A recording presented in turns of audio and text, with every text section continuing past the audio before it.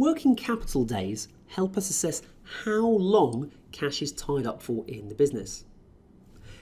Let's use an example of receivables days to get us started. Receivables days tells us how long we give our customers to pay our bills on average. How do we calculate this?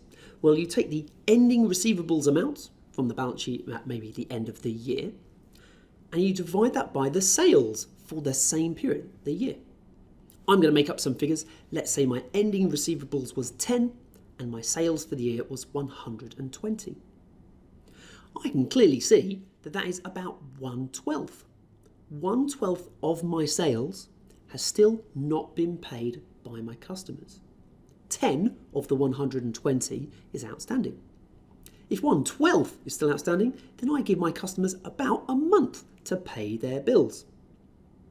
I want to work it out a bit more exactly than that. The numbers won't always be so kind. So I then multiply that by the number of days that the sales represents. In this case, I said a year, so it would be 365 days. Now, we have a couple more days ratios as well. The first one is inventory days. You take the ending inventory in the balance sheet and you divide it by the cost of goods sold. What is this going to, and then you multiply it by the number of days that COGS represents, in this case a year. So what does this tell me? It tells me the period that I hold my inventory for. If I'm holding my inventory for months and months and months, it might indicate that I'm holding inventory needlessly and cash is being tied up in that inventory needlessly. Third one is the payables days period.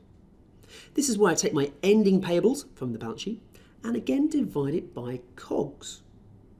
I then multiply it by the number of days that COGS represents. Again, in this case, a year, so it'll be 365 days. What does this tell me? It tells me the length of time that it takes me to pay my suppliers. So let's say we calculated this and it came out as 20 days. But if my suppliers are giving me 30 days to pay my bills, then I'm paying them early. I should hold on to their cash for the full 30 days.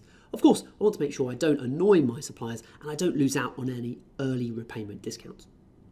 So very useful to calculate your days ratios.